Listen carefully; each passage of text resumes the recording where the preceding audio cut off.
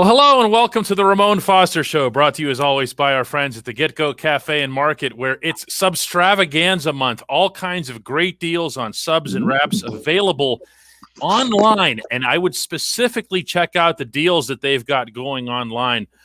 Ramon, what's going on? You got another shot there, huh? I did. Hey, I'm an advocate of it, man. There it is. Right along on my tattoos. Yeah, I got one, man. You got two, and I got my second yesterday as well. So if Ramon and I sound a little bit out of it, it's because we're having a challenging time with our left arms. Yeah, I wonder why it's the left arm. I don't know. They tell you that if you should use your arm that is not your strongest arm. But when they're talking to an NFL offensive lineman, they should know that there is no such thing. And you should have said N/A, you know? Not available. What you're saying is when you train to be a world-class athlete, train both sides. That's is that what right. you said? That's right. Who's beating you to that side? Nobody, because the left arm is just as strong as the right. That's crazy. That's why plate is on the left. They don't realize that's the strong side. Come on. That's now. right. That's right. And that brings me to a perfect segue here. Didn't even plan it. No, because I was looking at your scouting report that you included with your excellent column that you wrote this week for DK Pittsburgh Sports. Thank you. About being undrafted and about the hard time that you had with that emotionally. And one of the things that I picked out off of this scouting report that you didn't write about, and I wanted to ask you, was that he couldn't play on the left side. It was that, he's got some potential, but not on the left where you'd actually have to move and show athleticism. Yeah, what's wild is two things about that. One, not all of those are just as accurate as you can be because I went undrafted, okay? But secondly, my first start in college was actually at left guard, my redshirt freshman year. That's something that's notable. Why the left side? They probably looked at me more. If I was going to come into the NFL, I think they was really scouting me more as a tackle. So playing on the left side of left tackle, it's 100% true on that one. I realized like my speed to a NFL outside rusher compared to a college one is totally different. In college, I flipped from right and left, and I blocked the right end and I blocked the left end also, and it was never an issue. I think, of course, when you come into the NFL, you got to find what's a good fit. A guy who's a wide receiver, a wide receiver that lines up out wide in college, turns into a slot guy. You know what I'm saying? Because there's certain matchups that fit what the pro model of themselves be. And that's what it was. So I think their logic in that is he can play right side, right tackle, but not left tackle. But what's crazy is I end up playing both sides because our offense my senior year was a strong and weak side. I was a strong side tackle, so when we were on the wide side of the field, I was lining up on the strong side, as they like to call it. That also has me thinking about. I can actually come up with all kinds of examples regarding athletes who were told at a certain phase of their careers, and I don't necessarily even mean in the pros. I could mean colleges. I could mean the minor leagues, that they had a physical ceiling that they had hit. And then these athletes went and found specialized instruction that, let's say, advanced certain what are called twitch muscles. You know what I'm talking about, but the listeners might not. Where there are muscles within the muscles within the muscles that you don't necessarily think about and that you don't just get from lifting barbells. No. Okay? No. And as a result, they were able to improve elements like quickness, like speed, like and within that, stamina and other things that if you had one combine, you weren't going to show people. You know, that's just but you still can get better, stronger, faster after that, can't you? Yes. Case in point. The one that when you break it down like that, case number one to me is Antonio Brown. I think his 40 may have been a 4.57. I don't know. I don't know what it was. I just know he wasn't a 4.34 low 4.4 guy. Correct me if I'm wrong, and I'm sure we'll have some stats to back this up at some point. But he may have been a 4.57 guy. You wouldn't have known that was AB when he was burning guys down the sideline and breaking away for 60 to 80 yards at a time. I know you remember the one in Cincinnati, that slant route that went like 70 yards in Cincinnati. Yeah. You couldn't have told me AB wasn't a 4.4 type of wide receiver at that point. But how do you do that? How do you measure that if you're at the combine? How do you can't. That's kind of the point here. There's a quickness and a deception, especially we're talking about wide receivers. There's a quickness and a deception. But I'm also respecting, since you brought up AB as the example here, the fact that AB did, for all of his many, many, many, many flaws, okay, and everything else about him as a character, the one thing no one would ever doubt about him was his work ethic. And he made himself, I really believe this, Ramon, he made himself quicker and faster and stronger and more and capable of greater stamina, meaning that he could go and catch like he did that day in New Orleans, which I still think was his greatest performance as a Steeler. The 13 catches for a billion yards. Yeah, no, that's what it was. But that's the thing. So I think AP knew that. Anytime you saw, and he's just one guy. Another guy that comes to mind is James Harris. He's another type. You know what I'm saying? Watching Alejandro Villanueva use his tools to be where he's at. You know what I'm saying? Like, but AB, you saw him in his workouts because he posted them a whole lot doing band works where you didn't realize what he was doing, but he was working on his glutes. He's working on his VMOs. He's working on that resistance quick twitch because that's where he excelled. And he had worked on his calf muscles because that's what helped him get an extra edge. And that extra edge might not have been his top overall speed.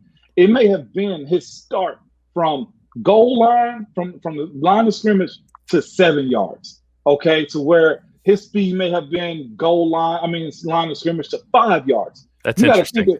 If he can top you, okay, and you know what I mean by that. Yeah, so I do. Here's the wide receiver, and here's the DB. If AB can beat you to that point, he wins. Then that's all he needs. He wins. The 0 to 60 doesn't matter as much as the 0 to 7 or the 0 to 10. Exactly. Yeah, that's neat. That's where James Harrison's another guy. Okay, undersized guy.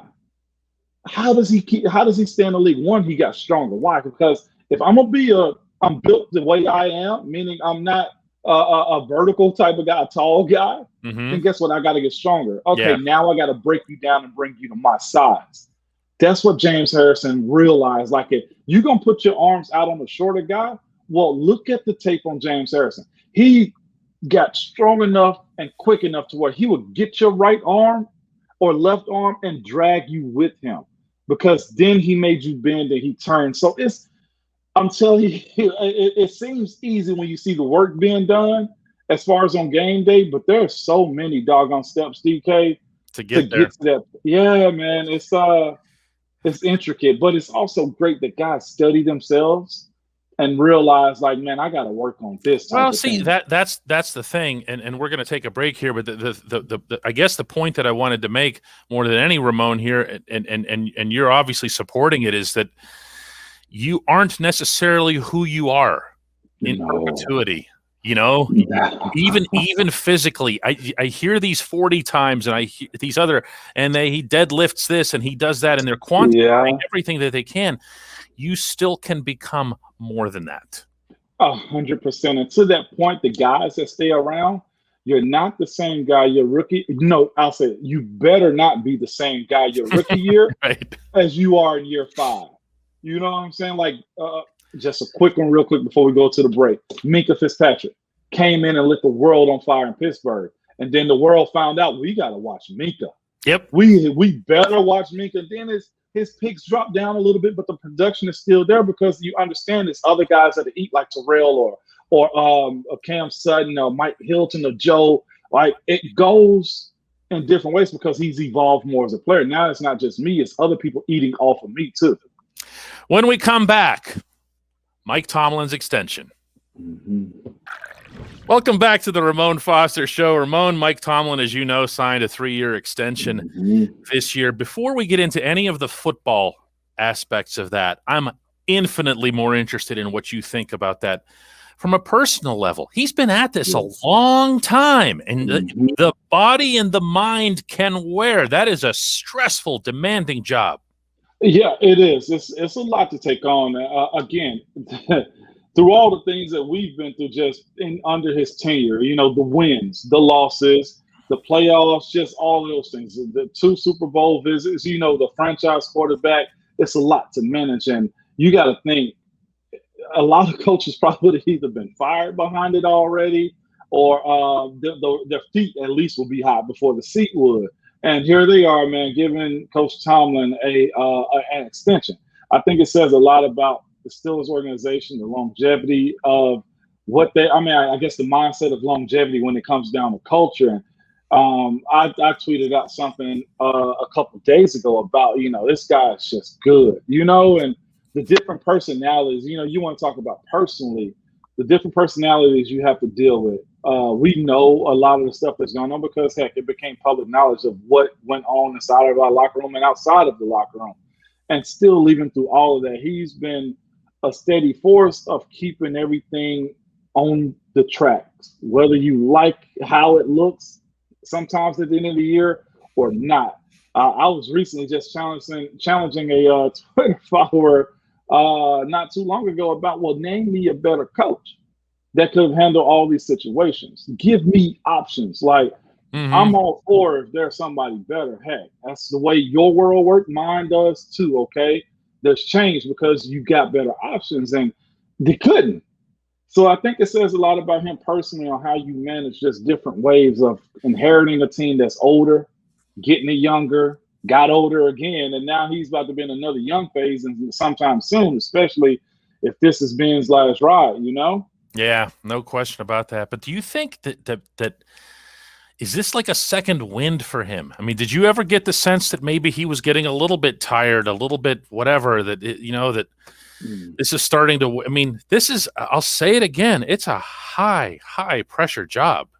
It is. I don't think he's gotten tired. If you know him, like, the thing I enjoyed about Coach T is he hides a lot of stuff from the media as far as what he feels and how he feels, okay? So being in that room, man, and seeing how he actually feel about the game, what he expects his guys that he coached to feel about the game, and what's actually put out there shows why he gets an extension. Shows why he's, the second longest tenured guy in the NFL, or maybe third, but is it him or Pete Carroll? One of them. It's Belichick, Mike T, and Pete Carroll, I think, maybe. Yeah. And whatever.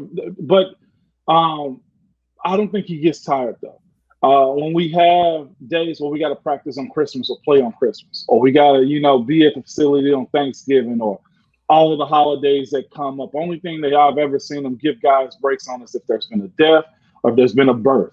Everything else, he emphasizes when you walk inside those doors at 3400 South Water Street, you leave all your problems behind, because I believe in the game and the purity of what football is. And it shows. He speaks about, the reason it's not a bother for him to come in and work on Labor Day or New Year's or, all the big holidays, because he's seen his parents work at the shipyards in Virginia, and he understands that the job of football, the game of football, teaches you more than just hitting somebody. It's an attitude, and he'll be one of the first ones to be very intimate about his relationship with the game. So I don't think he's grown tired. I don't think he's Let's take a look at this from the opposite perspective, and heaven knows there are a lot of opposite perspectives. Oh, yeah. He has won 3 playoff games in 10 years, and you know that because you were part of those victories. You've been part of some of those losses. What do you say to someone who says, well, that's just not good enough? What do I say is, look what you're up against. Let's not act like that Tom Brady hadn't really ruled the world in the 2010s of the NFL. That goes from everywhere. It's almost like the Jordan effect in a sense. Like, yeah, you just got to continue to chip at the rock until a break comes. 3 playoff wins, what would you rather have? I mean, at the end of the year, it's still going to be one champion. Yep. And the majority of those championships has either come from the Patriots or a hot shot team. But the thing you got to lay your head on is eventually all the time we're always in the race and always in the hunt. That's one thing that I always rely on. And again, for the people that say 3 and 10 years, it's hard winning in the NFL. And it's even harder when everything is kind of gone through New England, or you find a hotshot team like friggin' Jacksonville in, what was it, 2015, 2016, that's got all the world beaters on their team. And guess what happened to them? They lost to the New England Patriots. And I'm just reeling off one in general, but they were slated to go win the world, the Super Bowl in that year, and they did not. I mean, compare it to other teams also. What has Kansas City actually done before they got Patrick Mahomes? You know what I'm saying? Like, what did Jacksonville do when they knocked us out of the playoffs? It's hard, DK. Well, and Andy Reid specifically. Yeah. If you just use Andy Reid as your example, I don't think that there's anybody that would question Andy Reid's credentials at any point in his career, including if he'd never won it. Bill Cowher almost made it through a very long and very successful tenure as the Steelers coach, and being a guy who, was going to get labeled never won the big one because of all those AFC championship losses. I guess, Ramon, one of the things that, and this is one of my criticisms of the critics, is that we're always trying to find common denominators where they don't necessarily exist. Right. When I look at and that includes in the victories. When I look at your playoff victories, I don't look at how you beat Baltimore, with AB doing his thing, or the same way that I look at how you beat Cincinnati in the craziest game many of us has ever seen. I don't look at the losses the same way. I don't look at the Jacksonville game, in which Leonard Fournette and Blake Bortles in a really smart plan undid the other side of the football, undid the defense. Yeah. I'm saying that, not you. The same way that I do the Cleveland loss, in which, your Hall of Fame center, the blue moon sends a high snap over the quarterback's head, and then the quarterback, who's also going to be in the Hall of Fame, throws 3 picks after that. I don't look at that in Jacksonville and say, oh, these two things are the same. Right. The way I look at it, though, is it's the act, or I guess the results, or the lack of what's happened, meaning no Super Bowl, meaning 3 wins in 10 years, doesn't mean that the actions aren't there to actually get it done. I think you got to be able to separate too, as far as, okay, well, he's only won 3 in 10 years. That means he's burnt out, or his play style has burnt out. No, I don't think that's the case. It's more or less, it's the game, DK. At the end of the year, is one. Would you rather have 10 playoff wins and no Super Bowl still, or what do you want at the end of the day? It's a real fine line, but again, we got a coach over here talking about rock, paper, scissors when it comes down to scouting players. Is that what you want in your front office? Or biting somebody kneecaps off. I mean, I know that's their thing, but when you get Mike Tomlin in your building, it's all football. And that's one thing I've always respected about him, is at the end of the day, the core value of the game is there. It's a matter of just finding whether it's the right piece, or the right coach, or the right play calling. When I say the right coach, I mean whether it's coordinator or whether it's position coach to teach a guy, to push a guy. The league is just weird, man, like that. I'm trying to explain it, DK, but even as a player, I'm like, I know. If you look back from, I say, at the end of 12 to all the way up to 16, 17, when that window finally shut, if we're just being real, we were the best team in football. Okay, an injury to AB in the playoffs, 1 or 2 plays here or there. Injury to Lev in Foxborough, yeah. Le'Veon, and then you have the Shazier situation. Is that part of the results? Sure. You know what I'm saying? Like, and there's no excuse, because the fans don't want to hear it. But as a player, you sit back and look, and I ask myself why or how we didn't. It's almost speechless, DK. When we come back, Mike Tomlin as players coach. Welcome back to the Ramon Foster Show. And for our final segment this week, Ramon, I want to throw out the concept of Mike Tomlin as the players coach. This term has often made me cringe And I've written this at the risk of really ticking some people off, but whatever. I've written that one of the things that makes me cringe about it is the idea, okay, here's a black coach and here's a predominantly black room with the locker room. And the idea of players coach, he's buddy with the guys and whatever. Well, what are you really saying there? Well, you can take this wherever it is that you want. For setting aside what the actual criticisms are or what might be behind them. What is the reality? And the reason I'm asking is that you RT'd this video the other day of Tomlin just reaming out Maurkice Pouncey of all people back to the sideline for a selfish play that forced the clock to stop when he needed it to keep running. And it was nasty. Look at me. Look in my eyes. Is this bigger than you? Is this whole thing bigger than you? And I'm like, I remember that. And I'm thinking, players coach, really?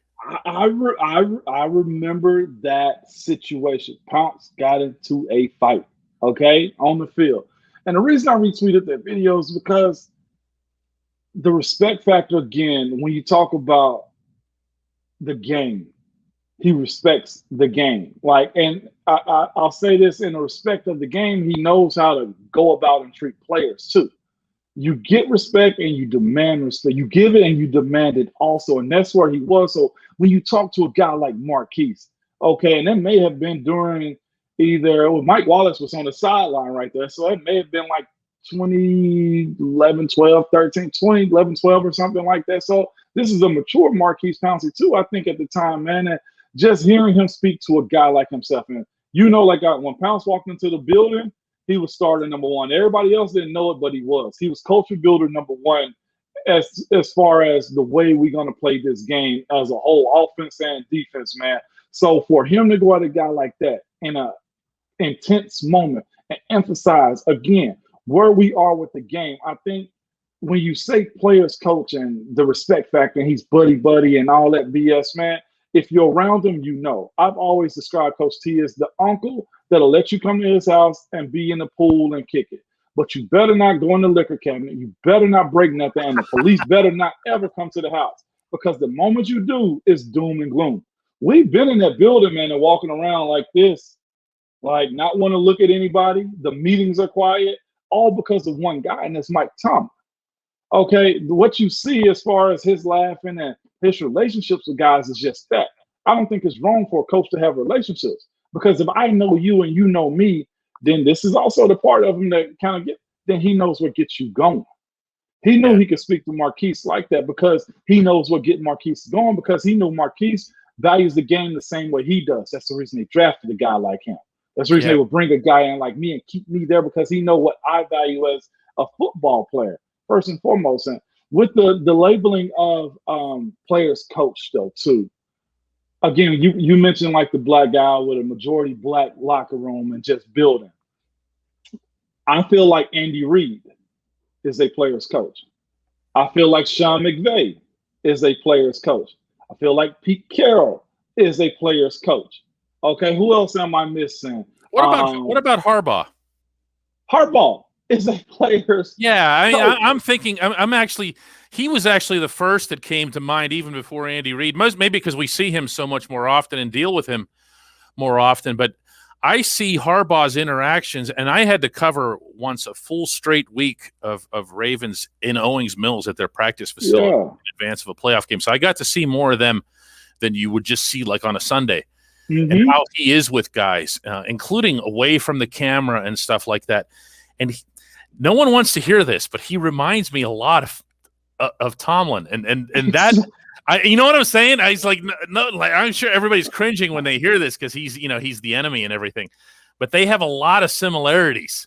Yeah. And when you're talking about players coach, when I have interviewed athletes, beyond football, and asked them what that means, what they're referring to primarily was something that I think you had begun alluding to just now, which is there's a trust factor and a relatability factor. The reason that Tomlin can speak to Pouncey the way he did coming off the field that day was that he knows that Pouncey knows that it's coming from the right place. He's not trying to show him up.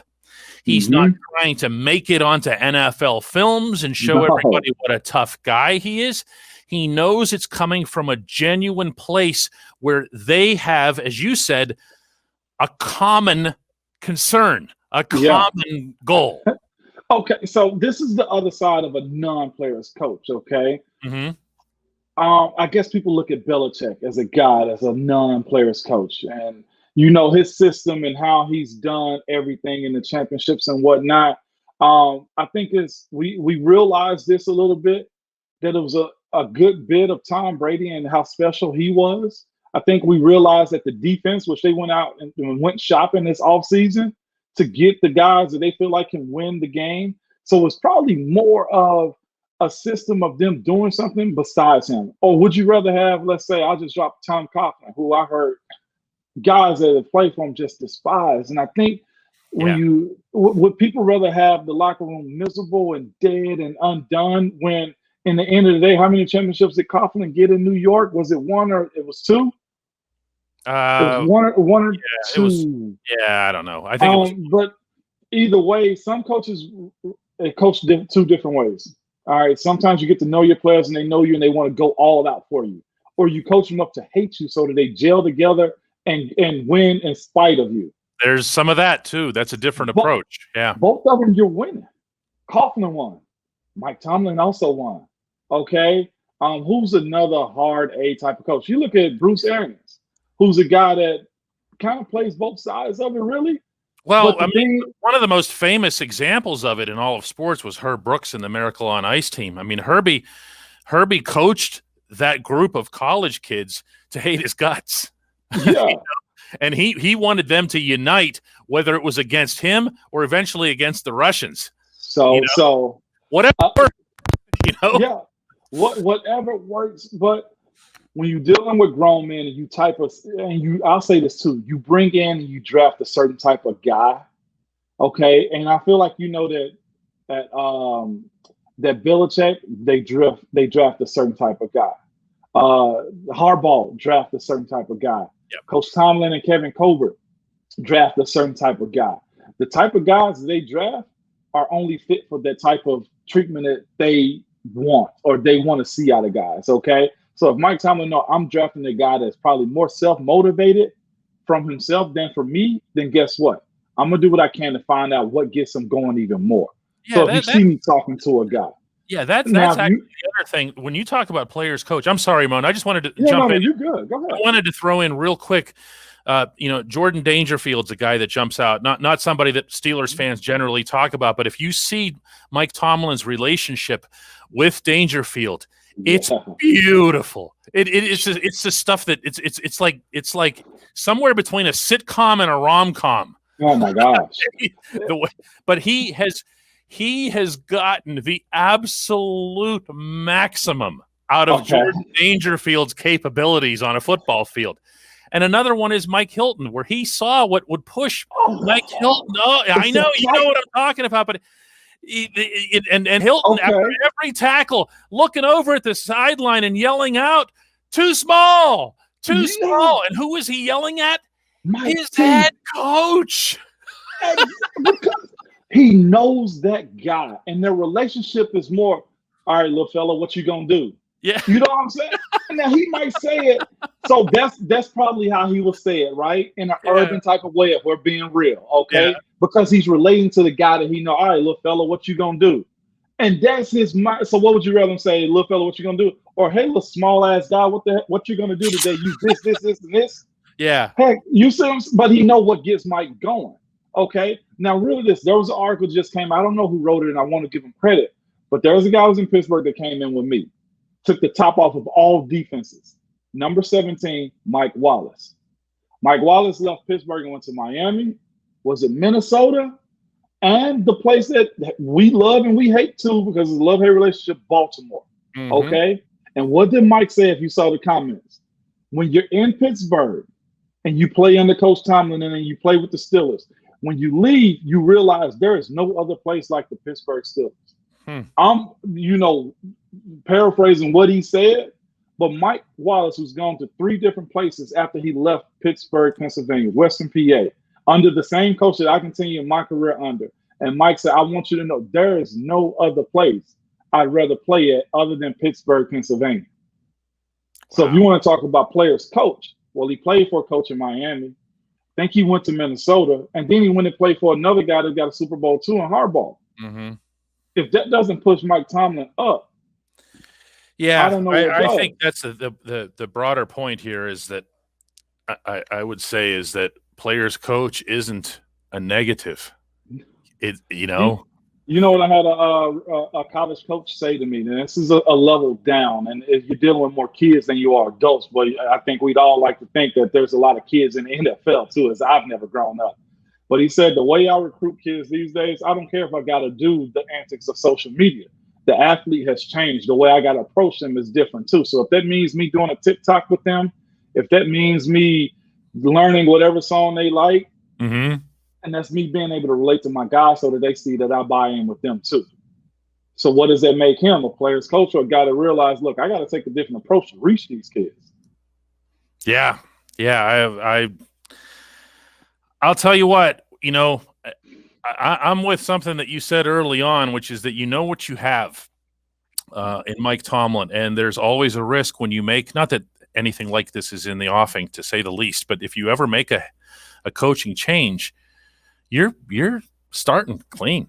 There's like a 5-year reset. Yeah, I think that there's this perception that whoever it is can just come in and magically take over and do everything exactly the way it was and win playoff games. And that's not what happens. I think that perception might exist because of the transition from Cowher to Tomlin, where Tomlin comes in right away and wins a Super Bowl. But it isn't like that. It just isn't. And if I ask you, has there been a drop off in wins? I think Mike T is, if not number 2 as far as overall wins during his tenure. And that's including with Belichick and Pete Carroll, Andy Reid, all the gurus you can name. Heck, there's been more coaches fired in the AFC North than we can count on at least one hand. I know Cleveland's had a few, right? A couple, yeah. It's funny, though, that I thought Marvin was going to outlast everybody at one point. No. Well, I'll say this. That's the thing. That's the reason I didn't mention Cincy. But, Mike T outlasted Marvin. But how many starting quarterbacks has Mike T gone through? That would be one. And how many have the other teams gone through? Well, they had to evolve. Yeah, and actually, Cincinnati and Baltimore have gone through a couple, but not like underwear, Andy Dalton made a bed there in Cincinnati. Between Flacco and Lamar, you've had a couple of guys. It's Cleveland is the one that throws it all out of whack. Okay. Cleveland's had 20 in as many years. Riddle me this: how much did Andy scare you and or Flacco? Oh, I know who Andy didn't scare. Okay.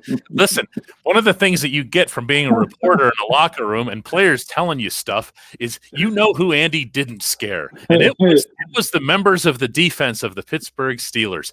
One of them in particular, who shall not be named because I respect these things even after they're gone, once told me, that guy will never beat us.